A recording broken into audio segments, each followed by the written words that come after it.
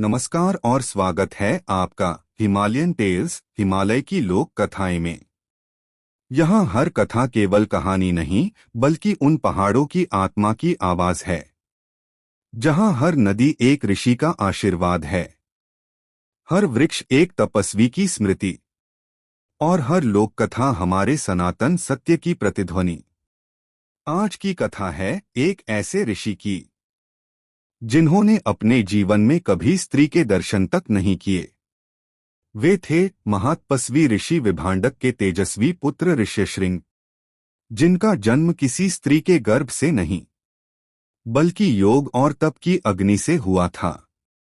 यह कथा केवल एक तपस्वी की नहीं बल्कि उस निर्मलता की है जहां मनुष्य माया को देखकर भी उसमें ईश्वर का अंश पहचान लेता है। बहुत प्राचीन समय की बात है। महातपस्वी ऋषि विभांडक हिमालय की एक गुप्त कुटिया में तपस्या किया करते थे।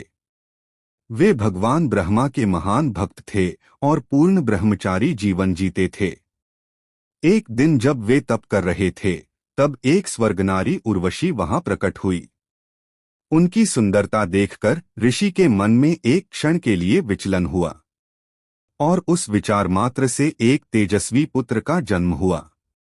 वह थे ऋष्यशृंग। उनका जन्म मानवस्त्री के गर्भ से नहीं बल्कि तपोबल और योग शक्ति से हुआ था। इस कारण उनके सिर पर मृग हरिण जैसा छोटा सा सींग था। इसीलिए उनका नाम पड़ा ऋष्यशृंग, अर्थात जिसके सिर पर श्रृंग सींग हो। निर्मल बालक का पालन पोषण। विभांडक ऋषि ने निश्चय किया कि यह बालक मायामोह से पूर्णतः दूर रहेगा। उन्होंने उसे आश्रम में पाला। वहां न कोई और मनुष्य था न कोई स्त्री। श्रृंग ऋषि ने बचपन से ही न स्त्री देखी न उसके बारे में कुछ सुना। वह पशु पक्षियों, पेड़ों और जलधारा के बीच पले। उनका मन अत्यंत कोमल, पवित्र और निर्मल था। वह सोचते थे संसार में जितना है सब पवित्र है। उनके लिए नदी, पेड़ और धरती ही माता थीं। अंगदेश में वर्षा का अभाव। उधर अंगदेश नामक एक राज्य में वर्षों से वर्षा नहीं हुई थी। राजा लोमपाद बहुत चिंतित थे। उन्होंने ज्योतिषियों और ब्राह्मणों से पूछा, वर्षा क्यों नहीं हो रही? उत्तर मिला, राजन, जब तक ऋष्यशृंग आपके राज्य में नहीं आएंगे तब तक वर्षा नहीं होगी। वह तपस्वी इतना पवित्र है कि जहां वह कदम रखता है वहां देवता प्रसन्न हो जाते हैं। राजा ने सोचा, परंतु वे तो वन में रहते हैं और किसी स्त्री को देखा तक नहीं। उन्हें कैसे लाया जाए? राजा ने बुद्धिमान ब्राह्मणों से सलाह ली। उन्होंने कहा, उन्हें स्त्रियों के मोह से ही लाया जा सकता है क्योंकि उन्होंने स्त्री का रूप कभी देखा ही नहीं।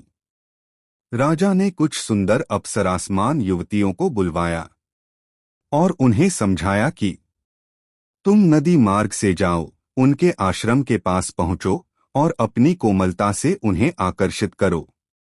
पवित्र हृदय की परीक्षा। एक दिन ऋष्यशृंग अकेले नदी तट पर जल भर रहे थे। उसी समय उन युवतियों का जहाज वहां आ लगा। उन्होंने ऋषि को देखा, उज्ज्वल बाल सुलभ चेहरा, जटाजूट और हिरण समान आंखें। एक युवती ने मुस्कुराकर कहा, आर्यपुत्र, हम आपके मित्र हैं, हमारे साथ खेलिए। श्रृंग ऋषि ने आश्चर्य से पूछा, आप कौन हैं?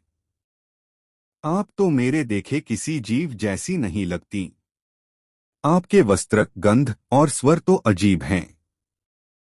वे हंस पड़ी, हम तो जलदेवता की कन्याएं हैं, आपके लिए पुष्प और फल लाई हैं।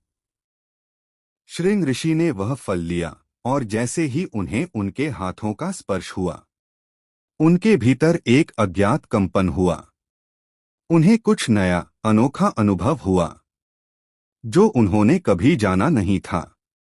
वह स्त्रियां लौट गईं, पर ऋष्यशृंग का मन अब बेचैन रहने लगा।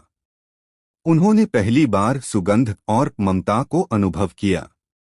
कुछ दिन बाद वे स्त्रियां फिर आईं।